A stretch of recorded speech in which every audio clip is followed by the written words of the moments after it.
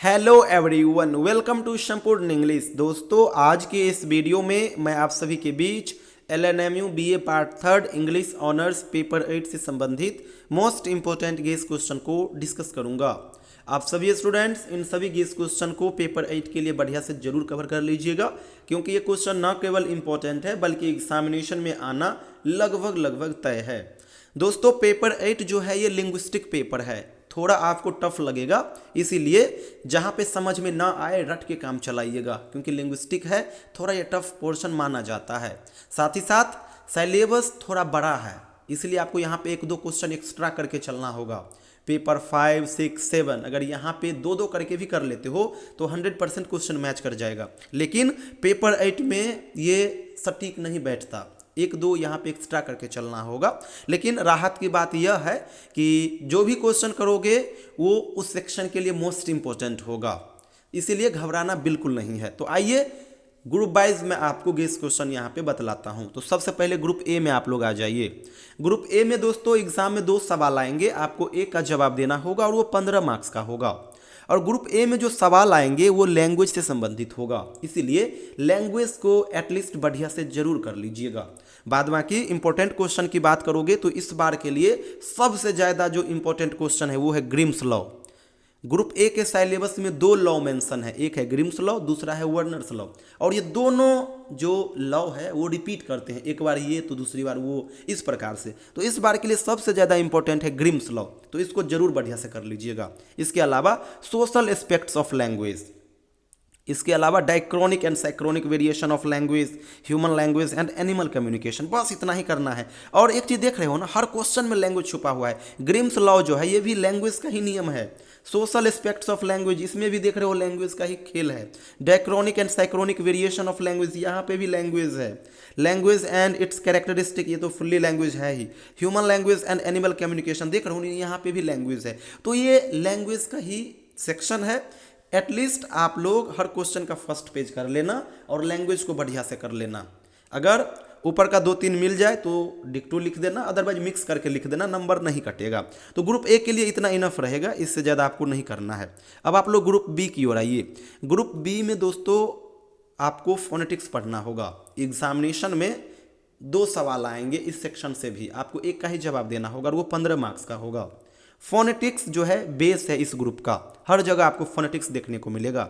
इस बार के लिए जो इंपॉर्टेंट क्वेश्चन है वो है स्पीच मैकेनिज्म, और स्पीच मैकेनिज्म को ही आप लोग ऑर्गन्स ऑफ स्पीच के रूप में भी जान सकते हो, देख सकते हो।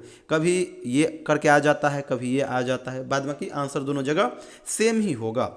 इसके अलावा है articulation of English front vowels, इस सेक्शन में वॉवल्स भी दिया हुआ है, कंसोनेंट्स भी दिया गया है, तो उसको भी आप लोग देखिएगा। बाद बाकी फोनेटिक्स क्या है और इसके ब्रांचेस कौन कौन है, इसको भी बढ़िया से देख लीजिएगा। और सुपर सेगमेंटल फीचर्स, बस इतना ही करना है। और हर जगह यहाँ पे आपको फोनेटिक्स देखने को मिलेगा। देख रहे हो ना, स्पीच मैकेनिज्म भी फोनेटिक्स का ही पार्ट है। ये जो वॉवल्स है एंड कंसोनेंट्स है ये भी फोनेटिक्स का ही पार्ट है। सुपर सेगमेंटल फीचर्स जो है ये भी फोनेटिक्स का ही कंटेंट है। तो आप लोग यहाँ पे फोनेटिक्स को बढ़िया से करोगे, स्पीच मैकेनिज्म को कर लोगे, बस इनफ रहेगा, इससे ज़्यादा आपको करना नहीं होगा। ग्रुप सी की ओर आप लोग आइए। ग्रुप सी में दोस्तों जो भी सवाल आएगा वो आपका मॉर्फिम से संबंधित होगा, इसीलिए मॉर्फिम को थोड़ा बढ़िया से कीजिएगा।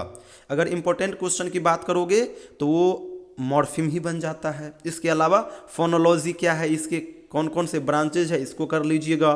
Basic patterns of English sentences, ये कर लीजिएगा, ये तो बिल्कुल नॉर्मल है। यहाँ पे आपको 5-6 स्टेटमेंट बना करके दिखलाना होगा कि क्या उसका पैटर्न होता है।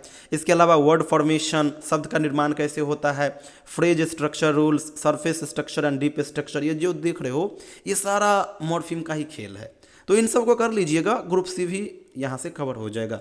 ग्रुप सी सेक्शन में भी एग्जाम में 2 सवाल आएंगे, एक का ही जवाब देना होगा और वो 15 मार्क्स का होगा।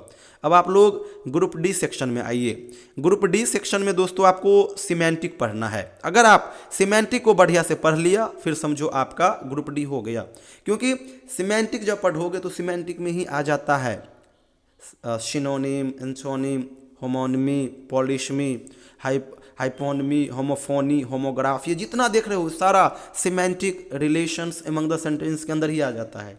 तो एक हो गया सिमेंटिक और दूसरा हो गया स्ट्रक्चरल एम्बिग्यूटी, बस इससे ज़्यादा आपको करना नहीं है।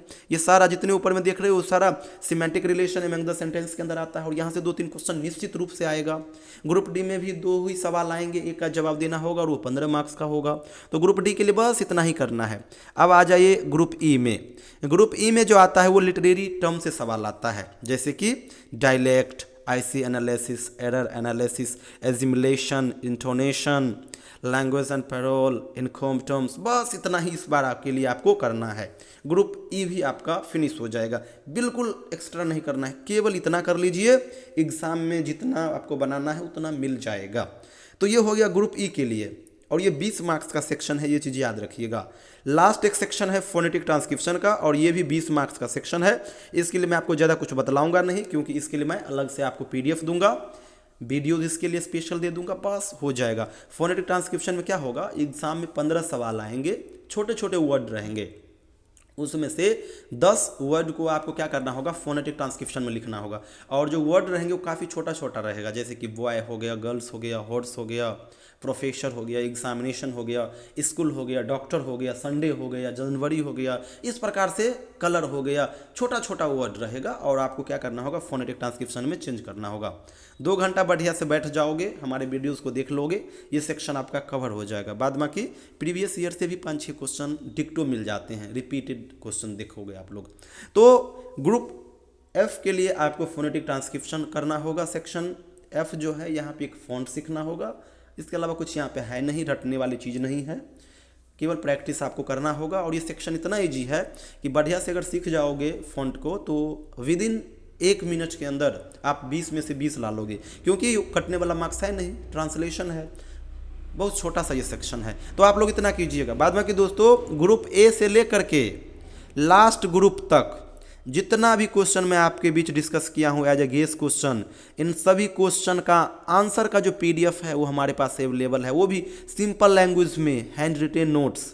आप लोग चाहो तो ले सकते हो और वही नोट्स लीजिए और बढ़िया से तैयारी कीजिए, क्योंकि गेस्ट पेपर का लैंग्वेज टफ होता है, कितना भी अच्छा से लिख के आओगे एवरेज मार्क्स ही मिलेगा। हमारा जो नोट्स है वो सिंपल लैंग्वेज में लिखा गया, हैंड रिटेन नोट्स है, आपको काफ़ी अच्छा मार्क्स दिलाएगा। और केवल पेपर 8 का ही नहीं, paper 5, paper 6, paper 7 and paper 8, इन चारों पेपर का कंप्लीट स्टडी मटेरियल्स हमारे पास अवेलेबल है, आप लोग ले सकते हो और उसे तैयारी कर सकते हो। नोट्स के अलावा मैं आपको चैप्टर वाइज हर एक पेपर का वीडियो शेयर कर दूंगा, क्वेश्चन बैंक शेयर कर दूंगा, 6-7 साल का ऑफिशियल सिलेबस शेयर कर दूंगा। कहीं से कोई डाउट आएगा तो आप कॉल करके अपना डाउट शेयर कर पाओगे, पेड व्हाट्सएप ग्रुप में ऐड कर दूंगा और अभी से लेकर के पेपर तक लगातार आपका हेल्प करता रहूँगा। तो आप में से जो भी स्टूडेंट्स इंटरेस्टेड हो हमारे साथ जुड़िए और कम समय में बेहतर तैयारी कीजिए। ये मेरा व्हाट्सएप नंबर है, इस नंबर पर व्हाट्सएप मैसेज करके अपना सेशन एंड यूनिवर्सिटी का नाम जरूर मेंशन कर दीजिएगा। साथ ही साथ जिसको फ्री ऑफ कॉस्ट कंटेंट लेना हो, इस वीडियो के डिस्क्रिप्शन बॉक्स में टेलीग्राम एंड व्हाट्सएप ग्रुप का लिंक शेयर कर दिया हूँ, आप लोग वहाँ पे जाके हमें फॉलो कर लीजिए। वहाँ पे मैं ऑलरेडी ढेरों कंटेंट शेयर कर दिया हूँ और आगे भी शेयर करता रहूँगा। Thank you so much everyone.